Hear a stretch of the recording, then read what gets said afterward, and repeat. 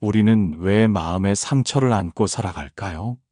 사랑했던 사람이 떠났을 때, 소중히 여기던 것을 잃었을 때, 내가 만들어 놓은 모습이 무너졌을 때, 왜 이토록 깊은 아픔에 시달릴까요? 한때는 세상 전부였던 그 사람이 낯선 이가 되어버리고, 영원할 것 같던 관계가 먼지처럼 흩어지고, 내가 쌓아온 모든 것이 한순간에 무너질 때마다 우리의 마음은 속절없이 무너집니다. 어쩌면 우리가 겪는 이 모든 상처와 고통의 근본 원인은 아주 단순한 진리를 외면하고 있기 때문인지도 모릅니다. 바로 모든 것은 변한다는 무상의 진리와 고정된 나라는 것은 없다는 무아의 진리입니다. 우리는 변하는 것을 영원하다고 착각하고 없는 것을 있다고 믿으며 살아갑니다.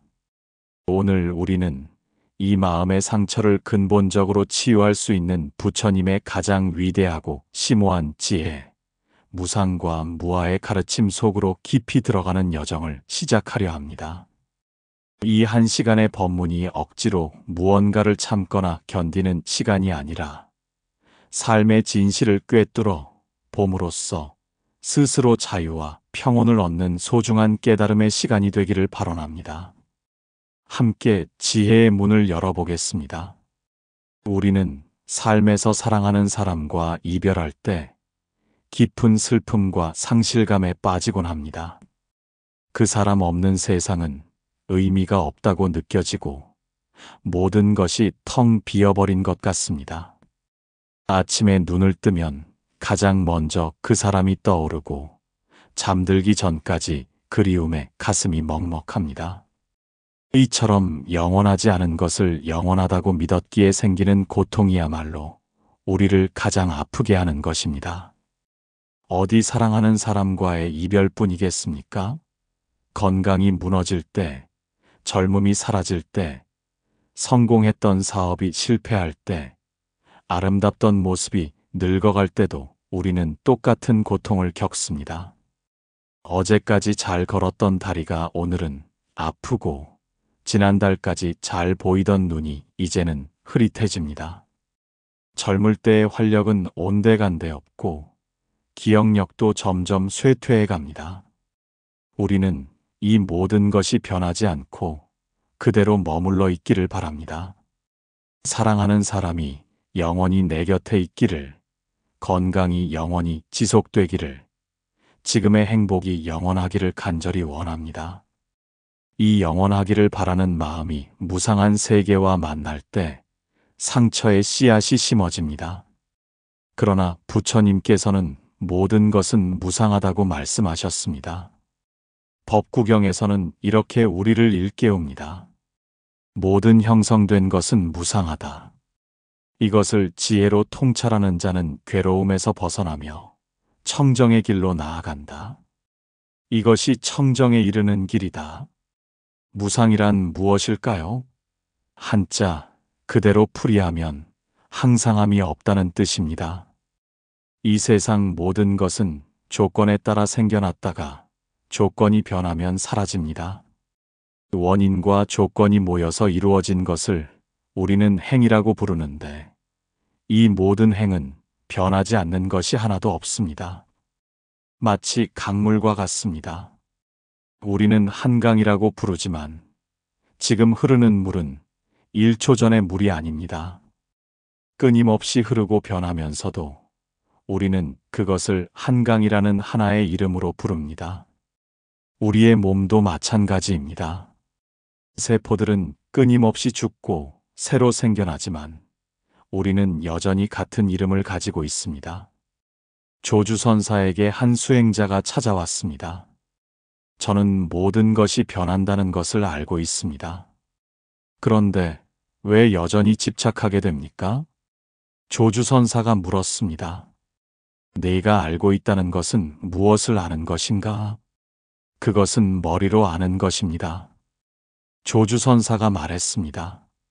머리는 바다와 같고 몸은 하천과 같다. 그대는 하천을 알면서도 바다를 모르는구나. 수행자가 다시 물었습니다. 그렇다면 어떻게 해야 진정으로 아는 것입니까? 손바닥을 보라. 지금 이 순간에도 변하고 있지 않은가? 이 짧은 대화 속에 깊은 가르침이 숨어 있습니다. 우리는 무상을 개념으로 알지만 실제로 무상을 살아내지 못합니다.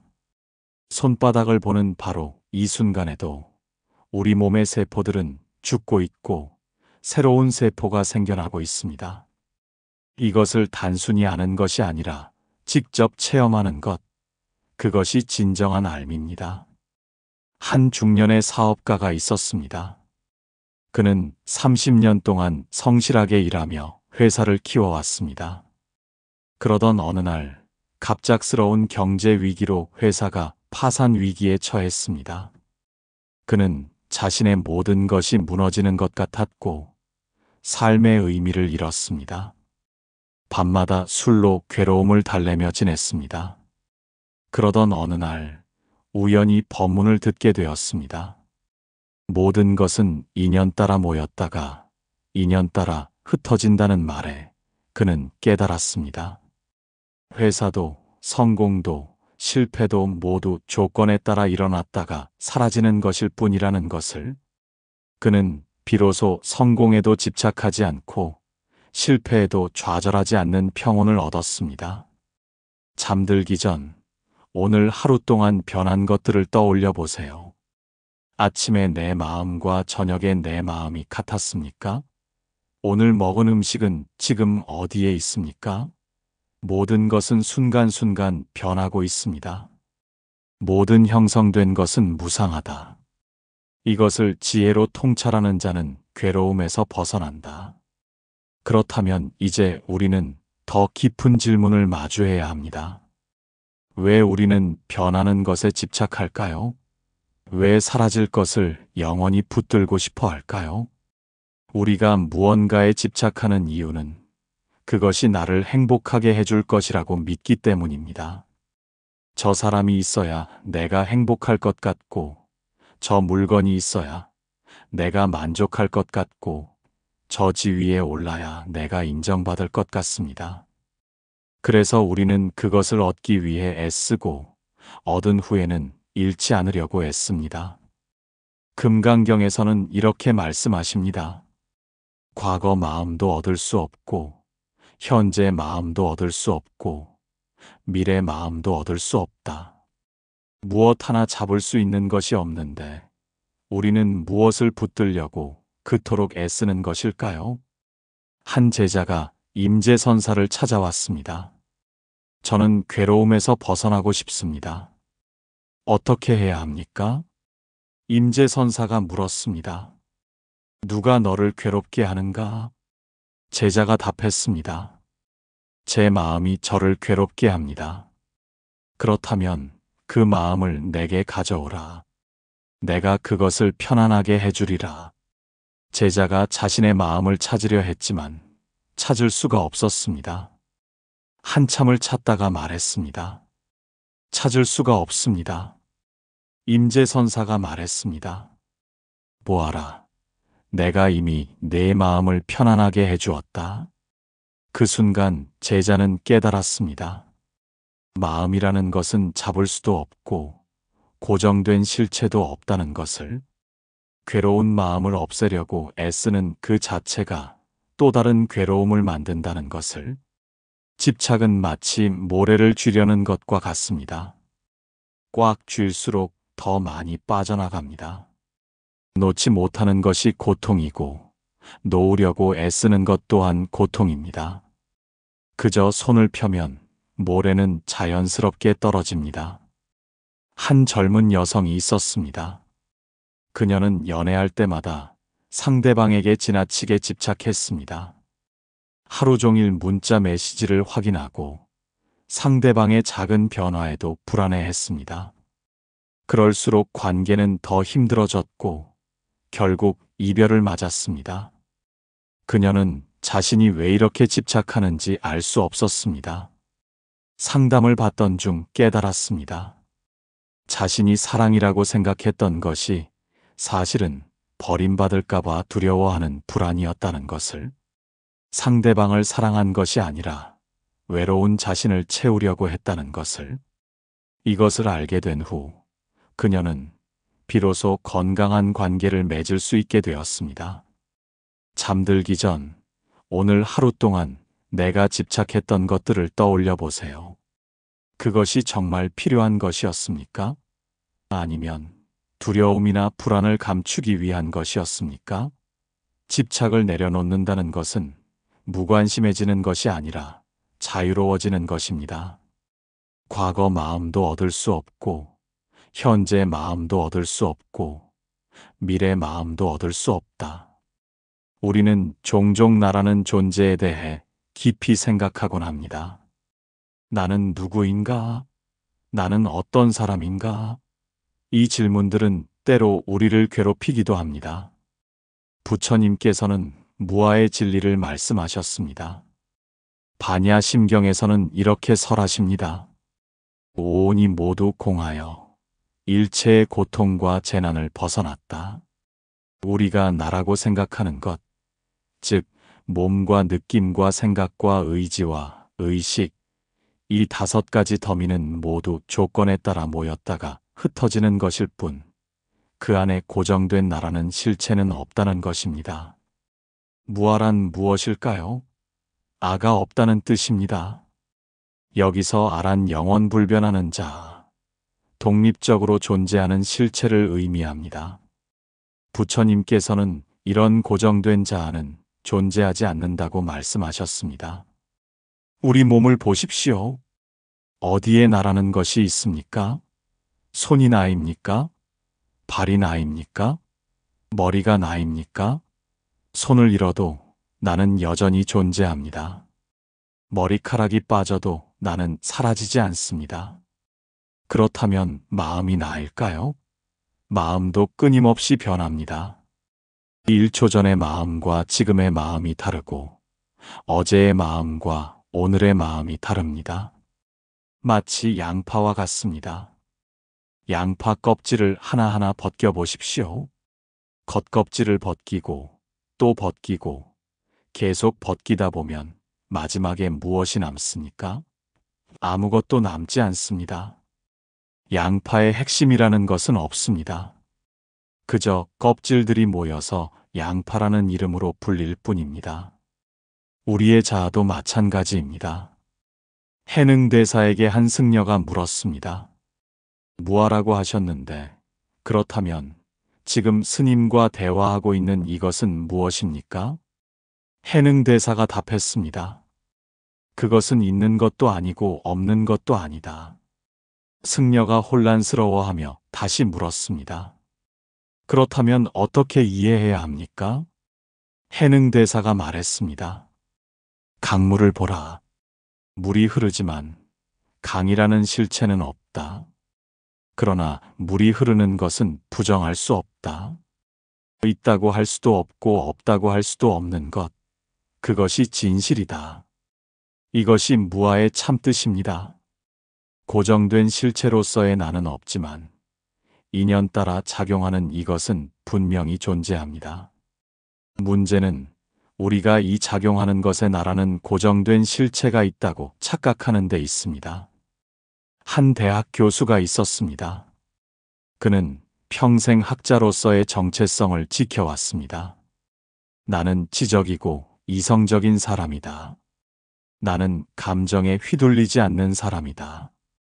이것이 그가 믿는 자신의 모습이었습니다. 그런데 어느 날 연구 결과가 다른 학자에게 비판받았을 때 그는 감정적으로 폭발했습니다. 자신도 놀랄 만큼 격렬하게 화를 냈습니다. 그 순간 그는 깨달았습니다. 내가 믿었던 나라는 모습은 단지 내가 만든 허상이었다는 것을, 상황에 따라 나는 얼마든지 변할 수 있다는 것을. 이 깨달음 이후 그는 자신의 완벽한 이미지를 지키려는 집착에서 벗어나 더 자유롭고 인간적인 삶을 살게 되었습니다. 잠들기 전 나는 누구인가 하고 물어보세요. 몸입니까? 마음입니까? 생각입니까? 감정입니까? 그 어떤 것도 고정되어 있지 않습니다. 모든 것이 흘러가는 강물과 같습니다. 오온이 모두 공하여 일체의 고통과 재난을 벗어났다. 그렇다면 마음의 상처는 어떻게 생기는 것일까요? 우리가 겪는 상처의 대부분은 자아상이 손상되었을 때 생깁니다. 누군가 나를 무시했을 때, 내가 기대했던 대로 인정받지 못했을 때, 내가 원하던 모습이 되지 못했을 때 우리는 깊이 상처받습니다. 이것은 모두 내가 만들어 놓은 나라는 이미지, 즉 자아상이 무너졌기 때문입니다. 유마경에서는 이렇게 말씀하십니다. 병이 있는 것은 집착이 있기 때문이다. 집착이 있는 것은 착각이 있기 때문이다. 우리의 마음에 상처가 생기는 것은 나라는 것에 대한 집착이 있고 그 나가 영원하고 고정되어 있다는 착각이 있기 때문입니다. 남전선사에게 한 수행자가 물었습니다. 사람들이 저를 비난할 때 마음이 아픕니다. 어떻게 해야 합니까? 남전선사가 물었습니다. 비난받는 것이 아픈가 아니면 내가 만든 좋은 사람이라는 이미지가 무너지는 것이 아픈가? 수행자가 잠시 생각하다가 답했습니다. 이미지가 무너지는 것이 아픈 것 같습니다. 남전선사가 말했습니다. 그렇다면 그 이미지를 놓아버려라. 좋은 사람도 나쁜 사람도 모두 내가 만든 허상이다. 비난을 들으되 휘둘리지 않는 것, 칭찬을 들으되 교만하지 않는 것, 이것이 자유다. 마음의 상처는 실체가 있어서 생기는 것이 아닙니다. 내가 믿고 있는 나라는 이미지가 현실과 충돌할 때 생기는 것입니다. 나는 좋은 사람이어야 한다. 나는 성공해야 한다. 나는 사랑받아야 한다. 이런 생각들이 깨질 때 우리는 상처받습니다. 마치 거울에 비친 모습과 같습니다. 거울 속에 나는 실체가 아니라 반영일 뿐입니다. 그런데 우리는 거울 속 모습이 더럽혀지거나 깨지면 마치 진짜 내가 손상된 것처럼 괴로워합니다. 거울은 단지 거울일 뿐인데 말입니다. 한 젊은 직장인이 있었습니다. 그는 항상 능력 있는 사람으로 보이고 싶었습니다. 회의 때마다 완벽한 발표를 준비했고 실수를 절대 용납하지 않았습니다. 그러던 어느 날 중요한 프레젠테이션에서 큰 실수를 했습니다. 자료가 잘못 준비되어 있었던 것입니다. 상사와 동료들 앞에서 망신을 당한 그는 며칠 동안 잠을 이룰 수 없었습니다. 자신이 무능한 사람이라는 생각에 괴로워했습니다. 하지만 시간이 지나면서 그는 깨달았습니다. 자신이 괴로워한 것은 실수 그 자체가 아니라 완벽한 사람이라는 자신의 이미지가 무너진 것 때문이었다는 것을. 실수는 누구나 하는 것이고 그것이 자신의 가치를 결정하는 것이 아니라는 것을. 이후 그는 실수를 인정하고 배우는 것을 두려워하지 않게 되었습니다. 잠들기 전 오늘 내가 상처받았던 순간들을 떠올려 보세요. 그것은 정말 나를 공격한 것이었습니까? 아니면 내가 만든 나의 이미지가 흔들린 것입니까? 실체 없는 이미지에 집착할 때 상처가 생깁니다. 병이 있는 것은 집착이 있기 때문이다. 집착이 있는 것은 착각이 있기 때문이다. 이제 우리는 무상의 가르침을 통해 집착을 내려놓는 법을 배워야 합니다. 집착을 내려놓는다는 것은 무관심해지는 것이 아닙니다. 오히려 더 깊이 사랑하되 소유하지 않는 것입니다. 중화함경에서는 이렇게 말씀하십니다. 모든 것이 무상함을 알면 집착이 사라진다. 집착이 사라지면 해탈한다. 해탈하면 자유롭다. 무상을 진정으로 이해하는 것이 바로 자유로 가는 길입니다. 무상을 이해한다는 것은 단순히 모든 것이 변한다는 사실을 아는 것이 아닙니다. 그것을 받아들이고 그 안에서 평화를 찾는 것입니다. 꽃이 피는 것을 기뻐하되 꽃이 지는 것을 슬퍼하지 않는 것. 만남을 소중히 하되 이별을 두려워하지 않는 것. 이것이 무상을 통한 자유입니다. 백장선사에게 한 제자가 물었습니다. 사랑하는 사람과 이별이 두렵습니다. 어떻게 해야 이 두려움에서 벗어날 수 있습니까? 백장선사가 물었습니다. 언제부터 그 사람과 함께였는가? 제자가 답했습니다. 5년 전부터입니다. 백장선사가 다시 물었습니다. 5년 전 그 사람을 만나기 전에는 외로웠는가? 제자가 생각하다가 답했습니다. 아니었습니다. 그때는 그 사람이 없어도 괜찮았습니다. 백장선사가 말했습니다. 보아라. 그 사람이 없어도 내가 온전했던 때가 있었다. 지금 두려운 것은 이별이 아니라 그 사람 없이는 행복할 수 없다는 내 믿음이다. 만남 이전에도 내가 있었고 이별 이후에도 내가 있을 것이다. 이 가르침의 핵심은 무엇일까요? 우리는 무언가를 통해서만 행복할 수 있다고 믿습니다. 하지만 진정한 행복은 밖에서 오는 것이 아닙니다. 조건에 의존하는 행복은 조건이 변하면 사라집니다. 무상을 이해한다는 것은 조건에 의존하지 않는 평화를 발견하는 것입니다. 마치 하늘과 같습니다. 구름이 오고 가도 하늘은 변하지 않습니다. 비가 오고 눈이 와도 하늘 자체는 영향받지 않습니다. 우리 마음의 본성도 그와 같습니다. 기쁨이 오고 슬픔이 와도 만남이 있고 이별이 있어도 마음의 본성은 맑고 고요합니다. 한 중년 남성이 있었습니다. 그는 오랜 시간 함께한 친구를 병으로 잃었습니다. 장례식장에서 그는 통곡했습니다. 친구가 없는 세상이 너무나 허전했습니다. 몇 달이 지나도 슬픔은 가시지 않았습니다. 그러던 어느 날 산책을 하다가 벚꽃이 피는 것을 보았습니다. 만개한 벚꽃이 너무나 아름다웠습니다. 그리고 며칠 후 그 꽃잎들이 바람에 흩날리는 것을 보았습니다. 그 순간 그는 깨달았습니다. 친구와의 만남도 피는 꽃과 같았고 이별도 지는 꽃과 같았다는 것을. 슬픔은 여전했지만 그 슬픔 너머에 있는 평화를 느꼈습니다. 모든 만남에는 이별이 따르고 그것이 자연스러운 순리라는 것을.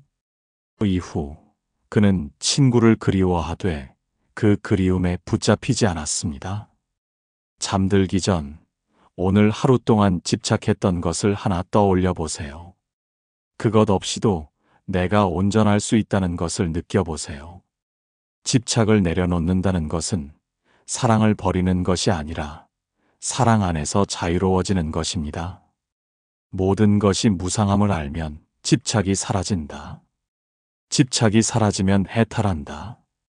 해탈하면 자유롭다. 삶의 모든 집착을 넘어선다 해도 우리에게는 여전히 나라는 집착이 남아 있습니다.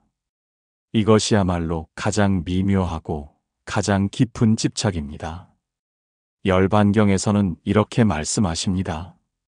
모든 법이 무아임을 관찰하면 열반의 고요함을 얻는다. 나라는 관념에서 벗어날 때 비로소 진정한 평화를 얻을 수 있습니다. 우리가 상처받는 것은 항상 나와 관련되어 있습니다. 내가 무시당했다. 내가 손해봤다. 내가 인정받지 못했다. 이 모든 고통의 중심에는 나라는 생각이 있습니다. 그런데 그 나란 무엇입니까? 운문선사에게 한 승려가 물었습니다. 무아를 깨달으면 고통이 사라진다고 하셨는데 그렇다면 누가 고통에서 해방됩니까? 운문선사가 답했습니다. 고통받는 자도 없고 해방되는 자도 없다. 승려가 혼란스러워하며 말했습니다. 그렇다면 수행할 필요가 없지 않습니까? 운문선사가 말했습니다. 물이 얼면 얼음이 되고 얼음이 녹으면 물이 된다. 얼음과 물이 다른 것인가? 같은 것인가? 고통과 해탈도 그와 같다. 나라는 생각이 얼어붙으면 고통이 되고 나라는 생각이 녹으면 자유가 된다. 이것이 무아를 통한 치유의 핵심입니다. 나라는 고정된 실체가 없다는 것을 깨달을 때 나를 지키려는 모든 노력이 헛된 것임을 알게 됩니다. 나를 높이려는 교만도 사라지고 나를 낮추는 비하도 사라집니다. 칭찬에 들뜨지 않고 비난에 무너지지 않습니다. 마치 파도와 같습니다. 파도는 스스로를 바다와 다른 독립된 존재라고 생각합니다. 그래서 높이 솟으려 애쓰고 무너질까 두려워합니다. 하지만 파도가 자신이 바다임을 깨달을 때 높고 낮음이 문제가 되지 않습니다. 높아져도 바다이고 낮아져도 바다입니다. 우리도 마찬가지입니다. 개별적인 나라는 것은 파도와 같은 일시적 현상일 뿐, 본질은 무한한 생명의 바다와 하나입니다. 한 성공한 사업가가 있었습니다. 그는 자수성가한 사람으로 자부심이 강했습니다. 나는 노력으로 이 모든 것을 이뤘다. 나는 특별한 사람이다. 이런 생각이 그의 정체성이었습니다. 그러던 어느 날 암 진단을 받았습니다. 아무리 돈이 많아도 아무리 성공했어도 병 앞에서는 무력했습니다. 처음에는 왜 하필 나인가 하고 분노했습니다. 하지만 투병 생활을 하면서 병실에서 만난 사람들을 보며 깨달았습니다. 부자도 가난한 사람도 유명한 사람도 무명의 사람도 모두 같은 고통을 겪고 있다는 것을. 특별한 나라는 것은 없었습니다. 모두가 무상한 몸을 가지고 태어나 살다가 사라지는 존재일 뿐이었습니다. 이 깨달음은 처음에는 허무했지만 점차 평화를 가져다 주었습니다.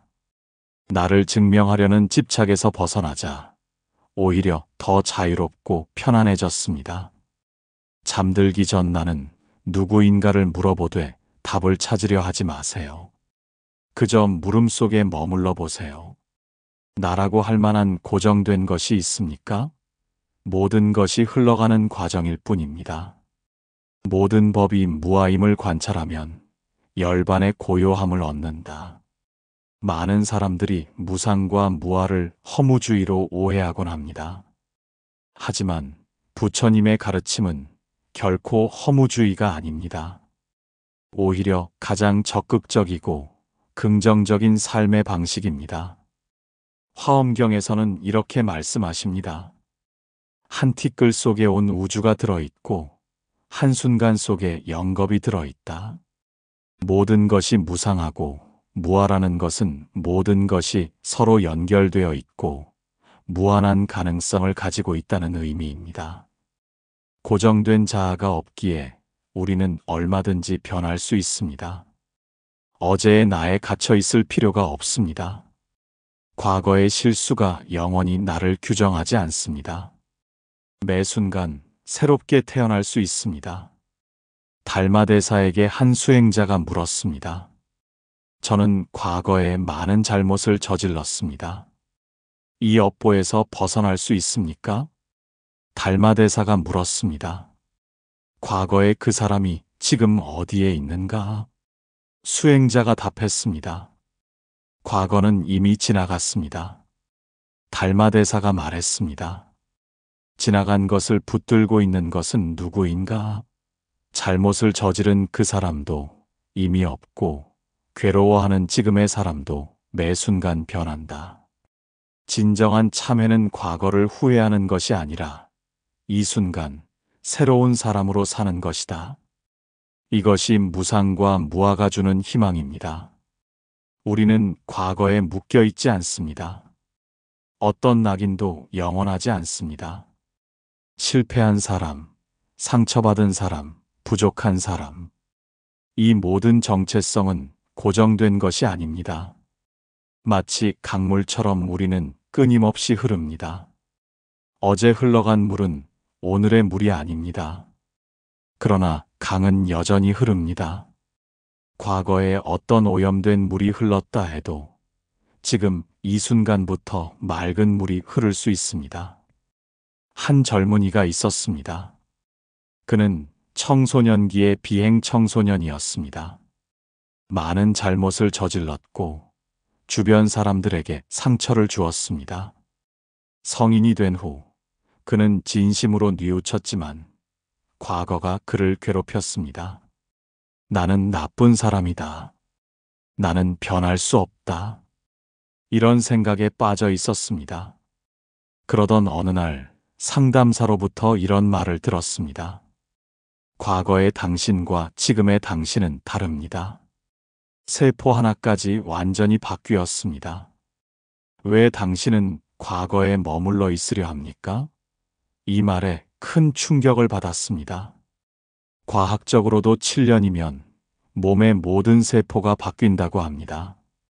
생물학적으로도 그는 과거의 그 사람이 아니었습니다. 이후 그는 과거를 짊어지고 사는 대신 매일 새로운 사람으로 살기로 결심했습니다. 지금은 청소년 상담사로 일하며 자신과 같은 아픔을 겪는 아이들을 돕고 있습니다. 잠들기 전 오늘 하루 동안 새롭게 시작할 수 있었던 순간들을 떠올려 보세요. 아침에 눈을 떴을 때, 실수를 인정했을 때, 용서를 구했을 때, 매 순간이 새로운 시작입니다. 한 티끌 속에 온 우주가 들어있고 한순간 속에 영겁이 들어있다. 그렇다면 이제 일상에서 어떻게 무상과 무아를 실천할 수 있을까요? 자바암경에서는 이렇게 말씀하십니다. 행주좌와 어묵동정 모든 것이 수행이다.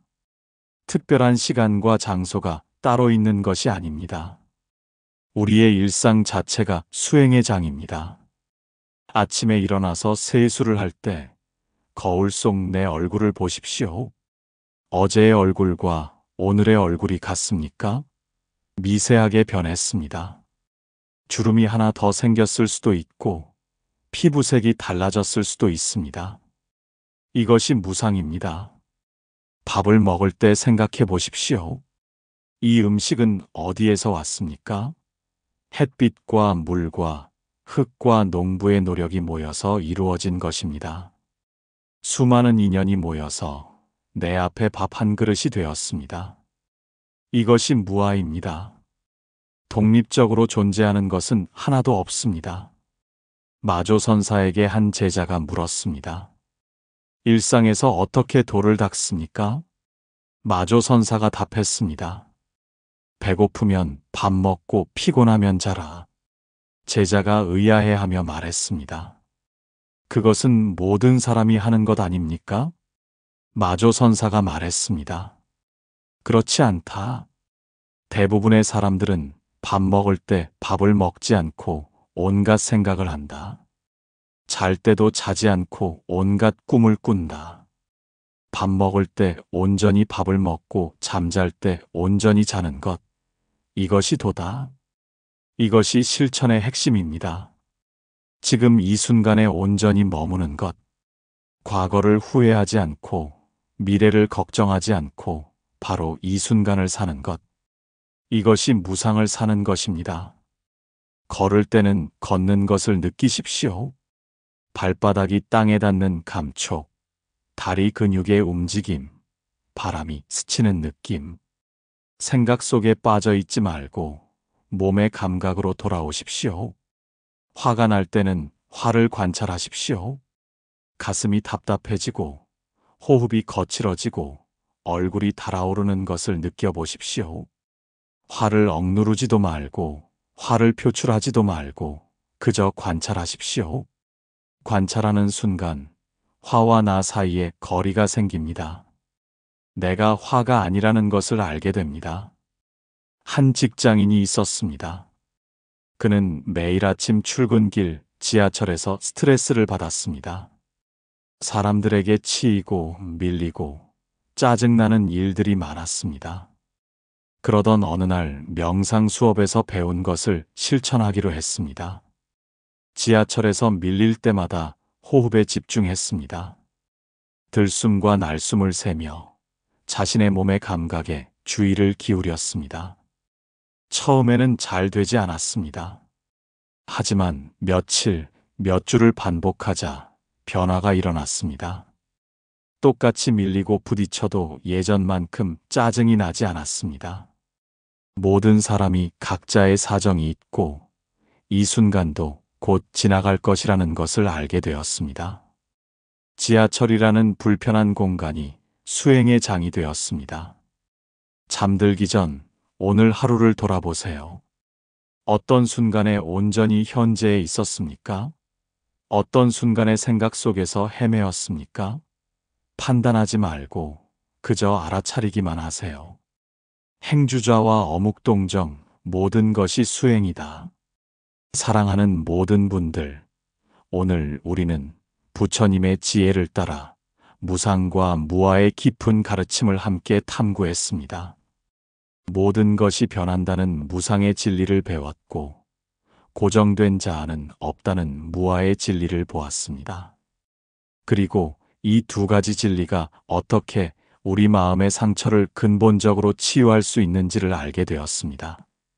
우리의 상처는 영원한 것을 바라는 마음과 무상한 세계가 충돌할 때 생깁니다. 우리의 고통은 고정된 나를 지키려는 집착과 실체 없는 자아가 만날 때 일어납니다. 이것을 꿰뚫어 볼 때 비로소 진정한 치유가 시작됩니다. 어떤 이가 부처님께 여쭈었습니다. 저는 분명 무상과 무아를 이해했는데도 삶은 여전히 고단합니다. 왜일까요? 부처님께서는 조용히 말씀하셨습니다. 그대는 무상과 무아를 들었을 뿐 무상과 무아를 살지 않았다. 이 한마디가 우리 모두에게 깊은 울림이 되기를 바랍니다. 오늘의 법문을 듣고 고개를 끄덕이는 것에서 그치지 마십시오. 이제부터라도 우리는 무상과 무아를 머리로만 아는 것이 아니라 매 순간의 삶으로 살아내는 사람이 되어야겠습니다. 아침에 눈을 뜰 때 이렇게 생각해 보십시오. 오늘 하루도 흘러갈 것이다. 저녁에 잠들 때 이렇게 생각해 보십시오. 오늘의 나는 어제의 내가 아니었다. 화가 날 때 이렇게 물어보십시오. 화내는 이 나는 누구인가? 슬플 때 이렇게 관찰해 보십시오. 이 슬픔도 구름처럼 지나갈 것이다. 육조단경에서 해능대사께서는 말씀하셨습니다. 생각마다 집착하지 않으면 그것이 바로 자제다. 매 순간 집착하지 않는 것, 매 순간 놓아버리는 것, 이것이 자유입니다. 부디 여러분의 마음의 불안과 고통 대신 지혜에서 비롯된 평화와 자비가 강물처럼 흐르기를 진심으로 발언합니다. 무상을 이해하여 집착에서 자유로워지고 무아를 깨달아 자아상의 굴레에서 벗어나시기를. 그리하여 모든 중생이 고통에서 벗어나 진정한 행복을 누리기를 간절히 기원합니다. 마음의 평화를 얻으셨다면 좋아요로 응답해 주시고 댓글에 나무아미타불 관세음보살을 남겨주시며 복을 지어보세요. 이 법문이 인연 닿는 모든 이들에게 전해져 온 세상이 고통에서 벗어나 행복하기를 기원합니다. 우리는 왜 마음의 상처를 안고 살아갈까요? 사랑했던 사람이 떠났을 때, 소중히 여기던 것을 잃었을 때, 내가 만들어 놓은 모습이 무너졌을 때, 왜 이토록 깊은 아픔에 시달릴까요? 한때는 세상 전부였던 그 사람이 낯선 이가 되어버리고 영원할 것 같던 관계가 먼지처럼 흩어지고 내가 쌓아온 모든 것이 한순간에 무너질 때마다 우리의 마음은 속절없이 무너집니다. 어쩌면 우리가 겪는 이 모든 상처와 고통의 근본 원인은 아주 단순한 진리를 외면하고 있기 때문인지도 모릅니다. 바로 모든 것은 변한다는 무상의 진리와 고정된 나라는 것은 없다는 무아의 진리입니다. 우리는 변하는 것을 영원하다고 착각하고 없는 것을 있다고 믿으며 살아갑니다. 오늘 우리는 이 마음의 상처를 근본적으로 치유할 수 있는 부처님의 가장 위대하고 심오한 지혜, 무상과 무아의 가르침 속으로 깊이 들어가는 여정을 시작하려 합니다. 이 한 시간의 법문이 억지로 무언가를 참거나 견디는 시간이 아니라 삶의 진실을 꿰뚫어 봄으로써 스스로 자유와 평온을 얻는 소중한 깨달음의 시간이 되기를 발언합니다. 함께 지혜의 문을 열어보겠습니다. 우리는 삶에서 사랑하는 사람과 이별할 때 깊은 슬픔과 상실감에 빠지곤 합니다. 그 사람 없는 세상은 의미가 없다고 느껴지고 모든 것이 텅 비어버린 것 같습니다. 아침에 눈을 뜨면 가장 먼저 그 사람이 떠오르고 잠들기 전까지 그리움에 가슴이 먹먹합니다. 이처럼 영원하지 않은 것을 영원하다고 믿었기에 생기는 고통이야말로 우리를 가장 아프게 하는 것입니다. 어디 사랑하는 사람과의 이별뿐이겠습니까? 건강이 무너질 때, 젊음이 사라질 때, 성공했던 사업이 실패할 때, 아름답던 모습이 늙어갈 때도 우리는 똑같은 고통을 겪습니다. 어제까지 잘 걸었던 다리가 오늘은 아프고, 지난달까지 잘 보이던 눈이 이제는 흐릿해집니다. 젊을 때의 활력은 온데간데 없고 기억력도 점점 쇠퇴해 갑니다. 우리는 이 모든 것이 변하지 않고 그대로 머물러 있기를 바랍니다.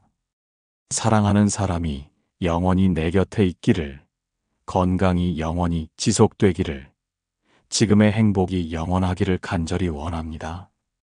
이 영원하기를 바라는 마음이 무상한 세계와 만날 때 상처의 씨앗이 심어집니다. 그러나 부처님께서는 모든 것은 무상하다고 말씀하셨습니다. 법구경에서는 이렇게 우리를 일깨웁니다. 모든 형성된 것은 무상하다. 이것을 지혜로 통찰하는 자는 괴로움에서 벗어나며 청정의 길로 나아간다. 이것이 청정에 이르는 길이다. 무상이란 무엇일까요? 한자 그대로 풀이하면 항상함이 없다는 뜻입니다. 이 세상 모든 것은 조건에 따라 생겨났다가 조건이 변하면 사라집니다. 원인과 조건이 모여서 이루어진 것을 우리는 행이라고 부르는데 이 모든 행은 변하지 않는 것이 하나도 없습니다. 마치 강물과 같습니다. 우리는 한강이라고 부르지만 지금 흐르는 물은 1초 전의 물이 아닙니다. 끊임없이 흐르고 변하면서도 우리는 그것을 한강이라는 하나의 이름으로 부릅니다. 우리의 몸도 마찬가지입니다. 세포들은 끊임없이 죽고 새로 생겨나지만 우리는 여전히 같은 이름을 가지고 있습니다. 조주선사에게 한 수행자가 찾아왔습니다. 저는 모든 것이 변한다는 것을 알고 있습니다. 그런데 왜 여전히 집착하게 됩니까? 조주선사가 물었습니다. 내가 알고 있다는 것은 무엇을 아는 것인가? 그것은 머리로 아는 것입니다. 조주선사가 말했습니다. 머리는 바다와 같고 몸은 하천과 같다. 그대는 하천을 알면서도 바다를 모르는구나. 수행자가 다시 물었습니다. 그렇다면 어떻게 해야 진정으로 아는 것입니까? 손바닥을 보라. 지금 이 순간에도 변하고 있지 않은가? 이 짧은 대화 속에 깊은 가르침이 숨어 있습니다. 우리는 무상을 개념으로 알지만 실제로 무상을 살아내지 못합니다. 손바닥을 보는 바로 이 순간에도 우리 몸의 세포들은 죽고 있고 새로운 세포가 생겨나고 있습니다. 이것을 단순히 아는 것이 아니라 직접 체험하는 것, 그것이 진정한 알미입니다. 한 중년의 사업가가 있었습니다. 그는 30년 동안 성실하게 일하며 회사를 키워왔습니다. 그러던 어느 날 갑작스러운 경제 위기로 회사가 파산 위기에 처했습니다. 그는 자신의 모든 것이 무너지는 것 같았고 삶의 의미를 잃었습니다. 밤마다 술로 괴로움을 달래며 지냈습니다. 그러던 어느 날 우연히 법문을 듣게 되었습니다. 모든 것은 인연 따라 모였다가 인연 따라 흩어진다는 말에 그는 깨달았습니다. 회사도 성공도 실패도 모두 조건에 따라 일어났다가 사라지는 것일 뿐이라는 것을, 그는 비로소 성공에도 집착하지 않고 실패에도 좌절하지 않는 평온을 얻었습니다. 잠들기 전 오늘 하루 동안 변한 것들을 떠올려 보세요. 아침에 내 마음과 저녁에 내 마음이 같았습니까? 오늘 먹은 음식은 지금 어디에 있습니까? 모든 것은 순간순간 변하고 있습니다. 모든 형성된 것은 무상하다. 이것을 지혜로 통찰하는 자는 괴로움에서 벗어난다. 그렇다면 이제 우리는 더 깊은 질문을 마주해야 합니다. 왜 우리는 변하는 것에 집착할까요? 왜 사라질 것을 영원히 붙들고 싶어 할까요? 우리가 무언가에 집착하는 이유는 그것이 나를 행복하게 해줄 것이라고 믿기 때문입니다.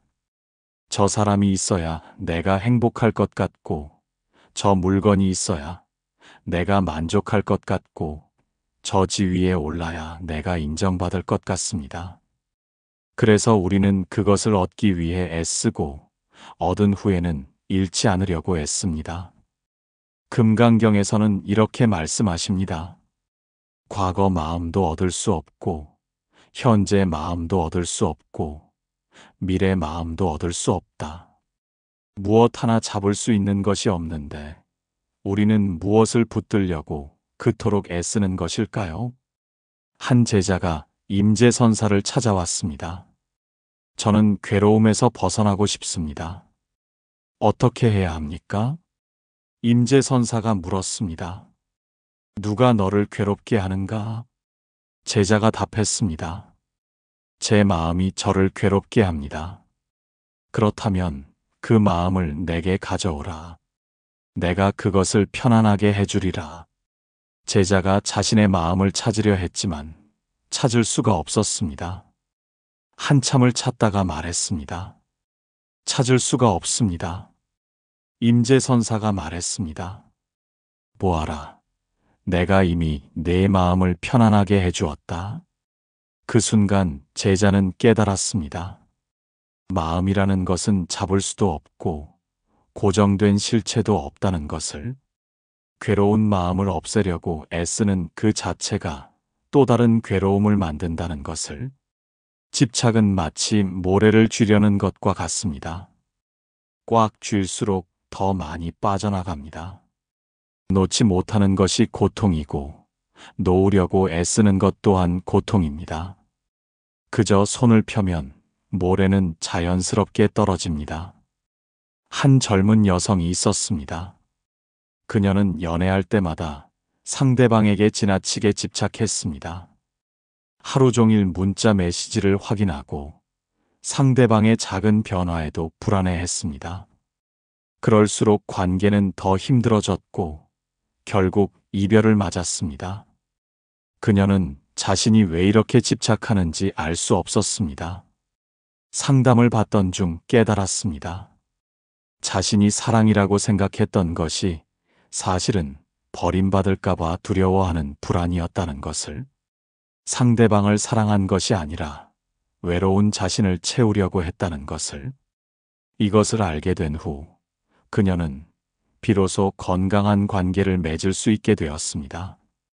잠들기 전 오늘 하루 동안 내가 집착했던 것들을 떠올려 보세요. 그것이 정말 필요한 것이었습니까? 아니면 두려움이나 불안을 감추기 위한 것이었습니까? 집착을 내려놓는다는 것은 무관심해지는 것이 아니라 자유로워지는 것입니다. 과거 마음도 얻을 수 없고, 현재 마음도 얻을 수 없고, 미래 마음도 얻을 수 없다. 우리는 종종 나라는 존재에 대해 깊이 생각하곤 합니다. 나는 누구인가? 나는 어떤 사람인가? 이 질문들은 때로 우리를 괴롭히기도 합니다.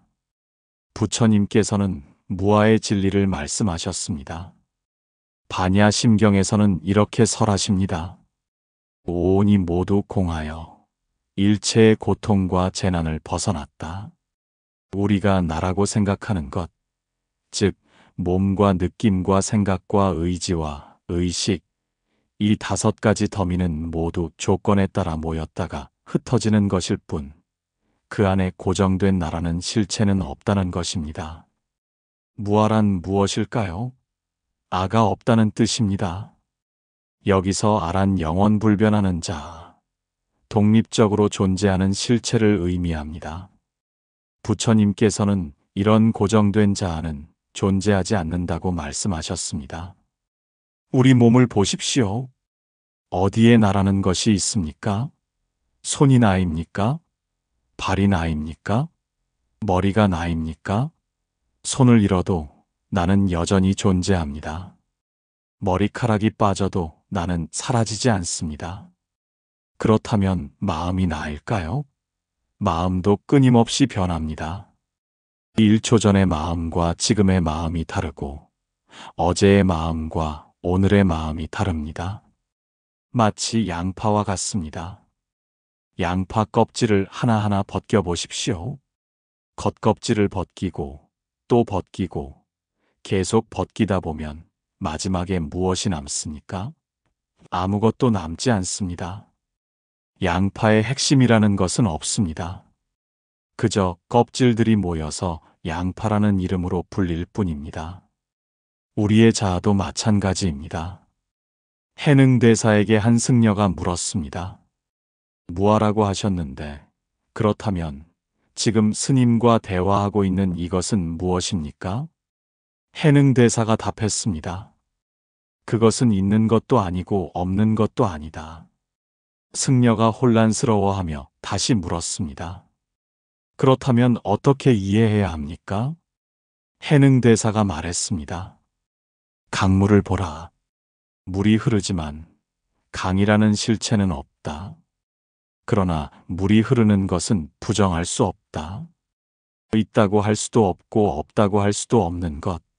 그것이 진실이다. 이것이 무아의 참뜻입니다. 고정된 실체로서의 나는 없지만 인연 따라 작용하는 이것은 분명히 존재합니다. 문제는 우리가 이 작용하는 것에 나라는 고정된 실체가 있다고 착각하는 데 있습니다. 한 대학 교수가 있었습니다. 그는 평생 학자로서의 정체성을 지켜왔습니다. 나는 지적이고 이성적인 사람이다. 나는 감정에 휘둘리지 않는 사람이다. 이것이 그가 믿는 자신의 모습이었습니다. 그런데 어느 날 연구 결과가 다른 학자에게 비판받았을 때 그는 감정적으로 폭발했습니다. 자신도 놀랄 만큼 격렬하게 화를 냈습니다. 그 순간 그는 깨달았습니다. 내가 믿었던 나라는 모습은 단지 내가 만든 허상이었다는 것을, 상황에 따라 나는 얼마든지 변할 수 있다는 것을. 이 깨달음 이후 그는 자신의 완벽한 이미지를 지키려는 집착에서 벗어나 더 자유롭고 인간적인 삶을 살게 되었습니다. 잠들기 전 나는 누구인가 하고 물어보세요. 몸입니까? 마음입니까? 생각입니까? 감정입니까? 그 어떤 것도 고정되어 있지 않습니다. 모든 것이 흘러가는 강물과 같습니다. 오온이 모두 공하여 일체의 고통과 재난을 벗어났다. 그렇다면 마음의 상처는 어떻게 생기는 것일까요? 우리가 겪는 상처의 대부분은 자아상이 손상되었을 때 생깁니다. 누군가 나를 무시했을 때, 내가 기대했던 대로 인정받지 못했을 때, 내가 원하던 모습이 되지 못했을 때 우리는 깊이 상처받습니다. 이것은 모두 내가 만들어 놓은 나라는 이미지, 즉 자아상이 무너졌기 때문입니다. 유마경에서는 이렇게 말씀하십니다. 병이 있는 것은 집착이 있기 때문이다. 집착이 있는 것은 착각이 있기 때문이다. 우리의 마음에 상처가 생기는 것은 나라는 것에 대한 집착이 있고 그 나가 영원하고 고정되어 있다는 착각이 있기 때문입니다. 남전선사에게 한 수행자가 물었습니다. 사람들이 저를 비난할 때 마음이 아픕니다. 어떻게 해야 합니까? 남전선사가 물었습니다. 비난받는 것이 아픈가 아니면 내가 만든 좋은 사람이라는 이미지가 무너지는 것이 아픈가? 수행자가 잠시 생각하다가 답했습니다. 이미지가 무너지는 것이 아픈 것 같습니다. 남전선사가 말했습니다. 그렇다면 그 이미지를 놓아버려라. 좋은 사람도 나쁜 사람도 모두 내가 만든 허상이다. 비난을 들으되 휘둘리지 않는 것, 칭찬을 들으되 교만하지 않는 것, 이것이 자유다. 마음의 상처는 실체가 있어서 생기는 것이 아닙니다. 내가 믿고 있는 나라는 이미지가 현실과 충돌할 때 생기는 것입니다. 나는 좋은 사람이어야 한다. 나는 성공해야 한다. 나는 사랑받아야 한다. 이런 생각들이 깨질 때 우리는 상처받습니다. 마치 거울에 비친 모습과 같습니다. 거울 속에 나는 실체가 아니라 반영일 뿐입니다. 그런데 우리는 거울 속 모습이 더럽혀지거나 깨지면 마치 진짜 내가 손상된 것처럼 괴로워합니다. 거울은 단지 거울일 뿐인데 말입니다. 한 젊은 직장인이 있었습니다. 그는 항상 능력 있는 사람으로 보이고 싶었습니다. 회의 때마다 완벽한 발표를 준비했고 실수를 절대 용납하지 않았습니다. 그러던 어느 날 중요한 프레젠테이션에서 큰 실수를 했습니다. 자료가 잘못 준비되어 있었던 것입니다. 상사와 동료들 앞에서 망신을 당한 그는 며칠 동안 잠을 이룰 수 없었습니다. 자신이 무능한 사람이라는 생각에 괴로워했습니다. 하지만 시간이 지나면서 그는 깨달았습니다. 자신이 괴로워한 것은 실수 그 자체가 아니라 완벽한 사람이라는 자신의 이미지가 무너진 것 때문이었다는 것을. 실수는 누구나 하는 것이고 그것이 자신의 가치를 결정하는 것이 아니라는 것을. 이후 그는 실수를 인정하고 배우는 것을 두려워하지 않게 되었습니다. 잠들기 전 오늘 내가 상처받았던 순간들을 떠올려 보세요. 그것은 정말 나를 공격한 것이었습니까? 아니면 내가 만든 나의 이미지가 흔들린 것입니까? 실체 없는 이미지에 집착할 때 상처가 생깁니다. 병이 있는 것은 집착이 있기 때문이다. 집착이 있는 것은 착각이 있기 때문이다. 이제 우리는 무상의 가르침을 통해 집착을 내려놓는 법을 배워야 합니다. 집착을 내려놓는다는 것은 무관심해지는 것이 아닙니다. 오히려 더 깊이 사랑하되 소유하지 않는 것입니다. 중화함경에서는 이렇게 말씀하십니다. 모든 것이 무상함을 알면 집착이 사라진다. 집착이 사라지면 해탈한다. 해탈하면 자유롭다. 무상을 진정으로 이해하는 것이 바로 자유로 가는 길입니다. 무상을 이해한다는 것은 단순히 모든 것이 변한다는 사실을 아는 것이 아닙니다. 그것을 받아들이고 그 안에서 평화를 찾는 것입니다. 꽃이 피는 것을 기뻐하되 꽃이 지는 것을 슬퍼하지 않는 것. 만남을 소중히 하되 이별을 두려워하지 않는 것. 이것이 무상을 통한 자유입니다. 백장선사에게 한 제자가 물었습니다. 사랑하는 사람과 이별이 두렵습니다. 어떻게 해야 이 두려움에서 벗어날 수 있습니까? 백장선사가 물었습니다. 언제부터 그 사람과 함께였는가? 제자가 답했습니다. 5년 전부터입니다.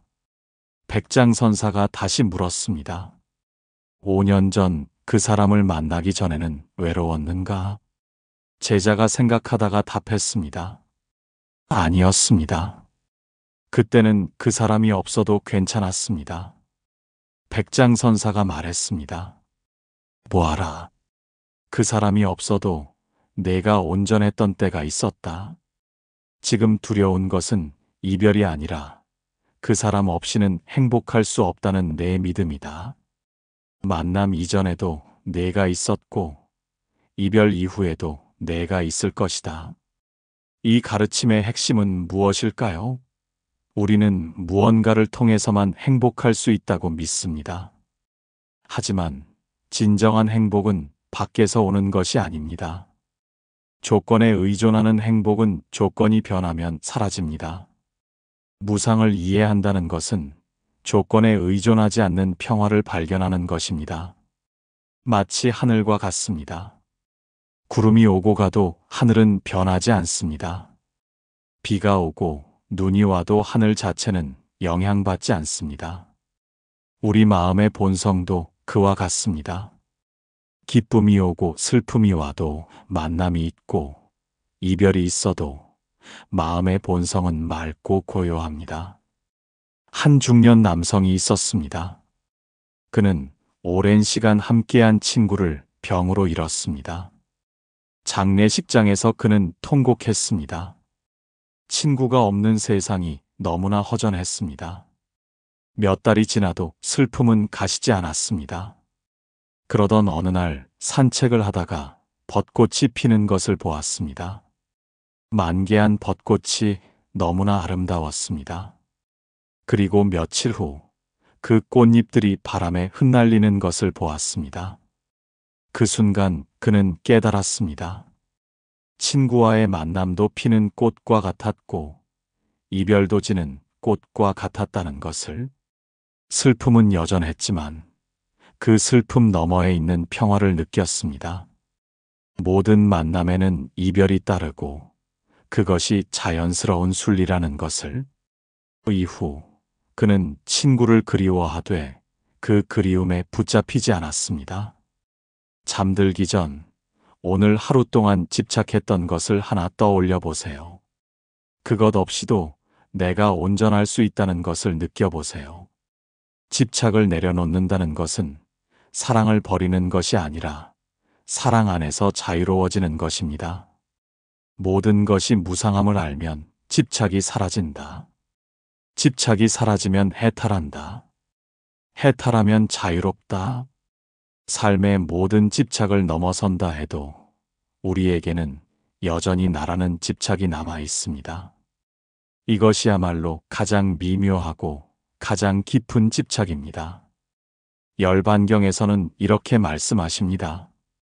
모든 법이 무아임을 관찰하면 열반의 고요함을 얻는다.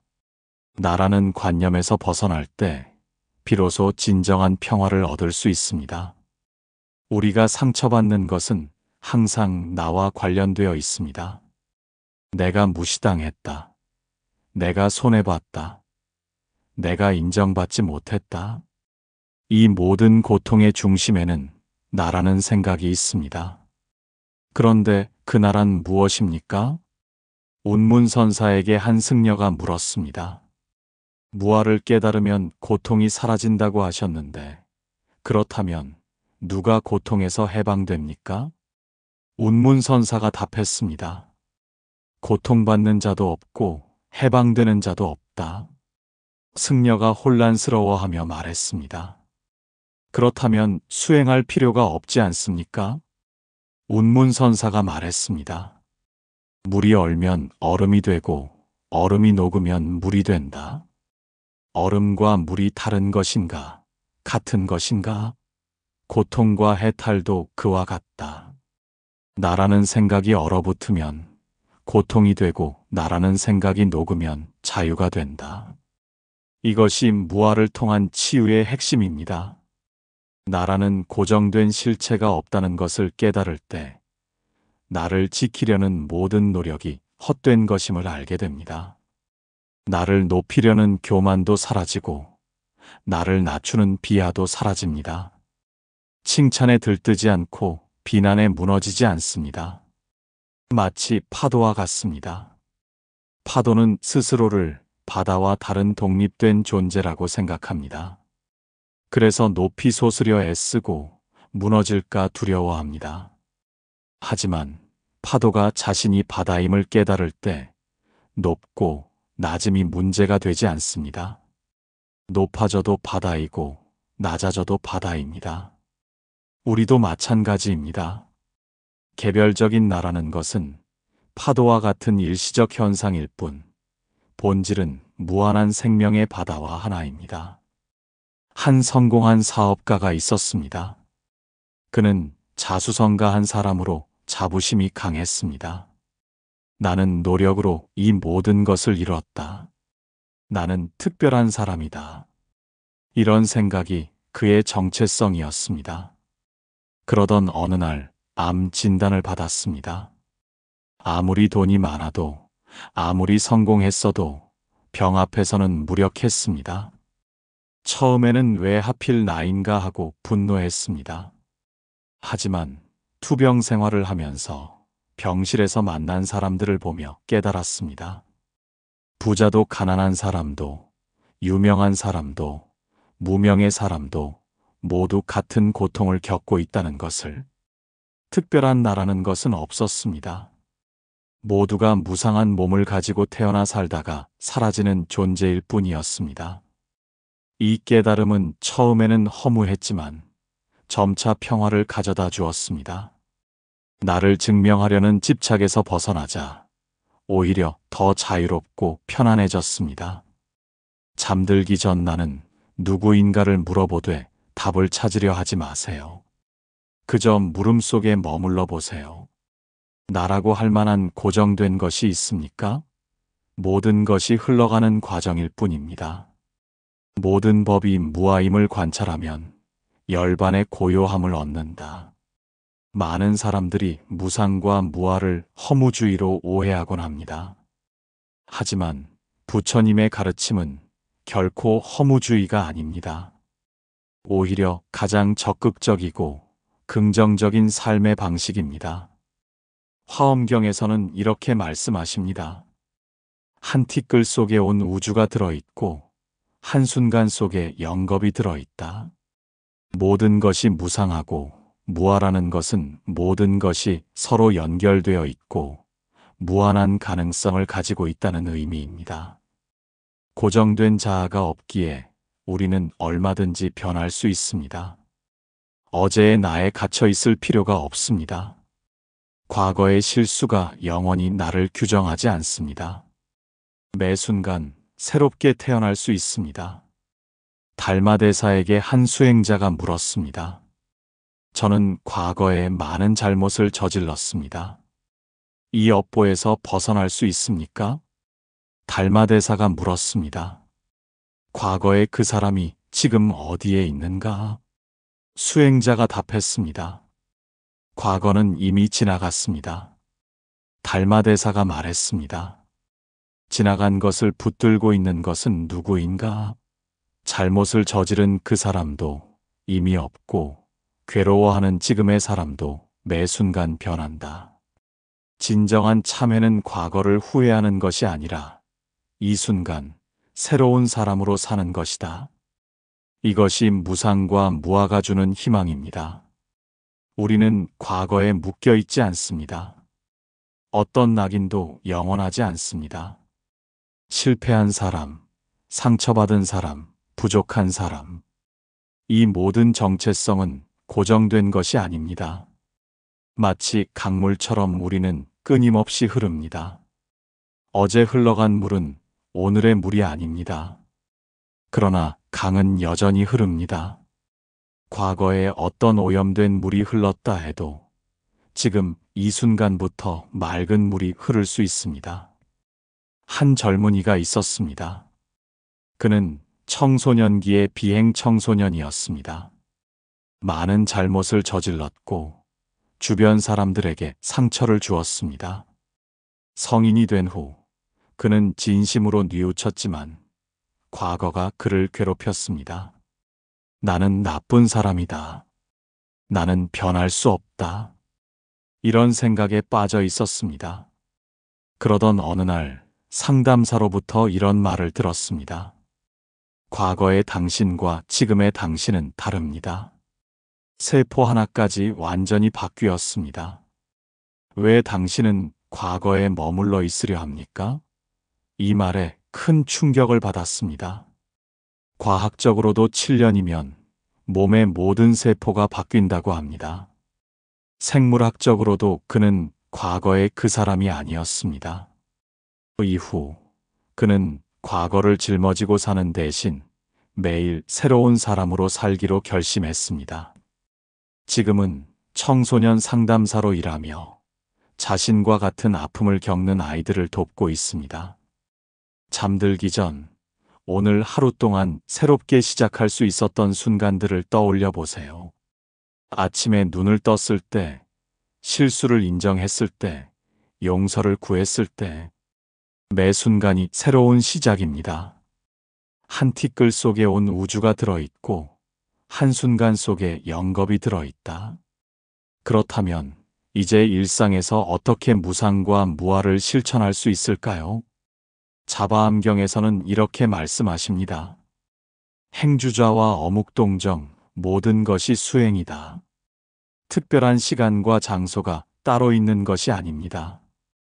우리의 일상 자체가 수행의 장입니다. 아침에 일어나서 세수를 할 때 거울 속 내 얼굴을 보십시오. 어제의 얼굴과 오늘의 얼굴이 같습니까? 미세하게 변했습니다. 주름이 하나 더 생겼을 수도 있고 피부색이 달라졌을 수도 있습니다. 이것이 무상입니다. 밥을 먹을 때 생각해 보십시오. 이 음식은 어디에서 왔습니까? 햇빛과 물과 흙과 농부의 노력이 모여서 이루어진 것입니다. 수많은 인연이 모여서 내 앞에 밥 한 그릇이 되었습니다. 이것이 무아입니다. 독립적으로 존재하는 것은 하나도 없습니다. 마조선사에게 한 제자가 물었습니다. 일상에서 어떻게 돌을 닦습니까? 마조선사가 답했습니다. 배고프면 밥 먹고 피곤하면 자라. 제자가 의아해하며 말했습니다. 그것은 모든 사람이 하는 것 아닙니까? 마조선사가 말했습니다. 그렇지 않다. 대부분의 사람들은 밥 먹을 때 밥을 먹지 않고 온갖 생각을 한다. 잘 때도 자지 않고 온갖 꿈을 꾼다. 밥 먹을 때 온전히 밥을 먹고 잠잘 때 온전히 자는 것. 이것이 도다. 이것이 실천의 핵심입니다. 지금 이 순간에 온전히 머무는 것.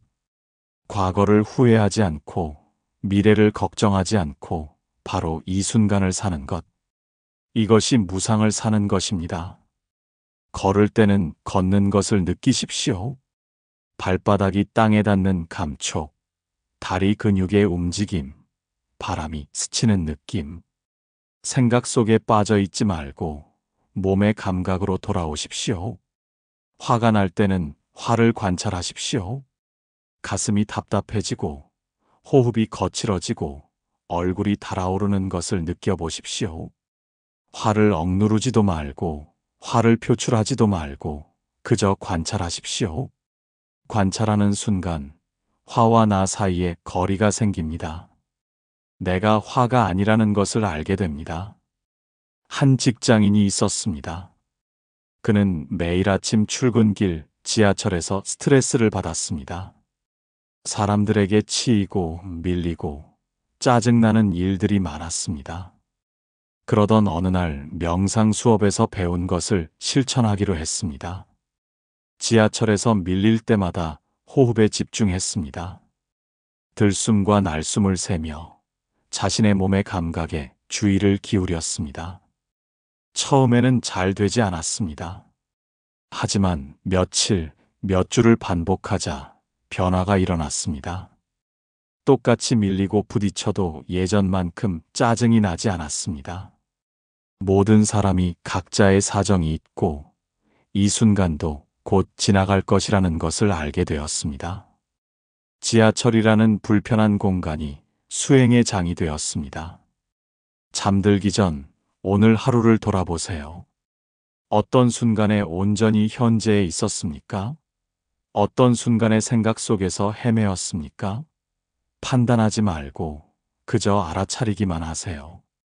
행주좌와 어묵동정, 모든 것이 수행이다.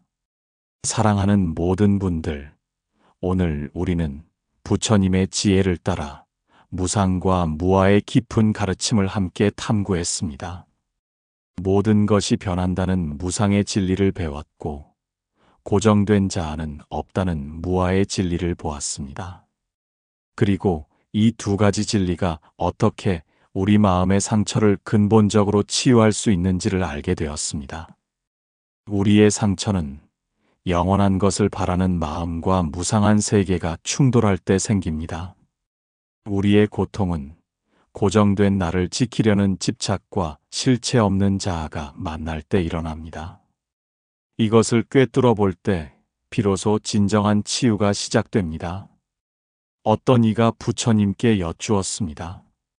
저는 분명 무상과 무아를 이해했는데도 삶은 여전히 고단합니다. 왜일까요? 부처님께서는 조용히 말씀하셨습니다. 그대는 무상과 무아를 들었을 뿐 무상과 무아를 살지 않았다. 이 한마디가 우리 모두에게 깊은 울림이 되기를 바랍니다. 오늘의 법문을 듣고 고개를 끄덕이는 것에서 그치지 마십시오.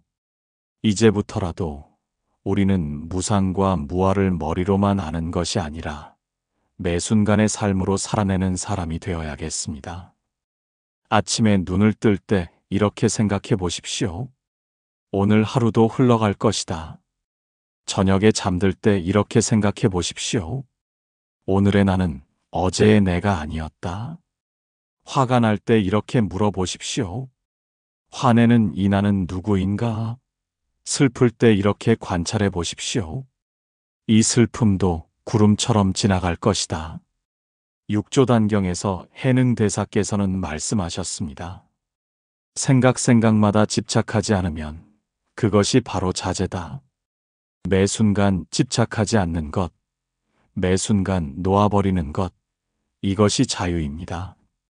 부디 여러분의 마음의 불안과 고통 대신 지혜에서 비롯된 평화와 자비가 강물처럼 흐르기를 진심으로 발언합니다. 무상을 이해하여 집착에서 자유로워지고 무아를 깨달아 자아상의 굴레에서 벗어나시기를. 그리하여 모든 중생이 고통에서 벗어나 진정한 행복을 누리기를 간절히 기원합니다. 마음의 평화를 얻으셨다면 좋아요로 응답해 주시고 댓글에 나무아미타불 관세음보살을 남겨주시며 복을 지어보세요. 이 법문이 인연 닿는 모든 이들에게 전해져 온 세상이 고통에서 벗어나 행복하기를 기원합니다.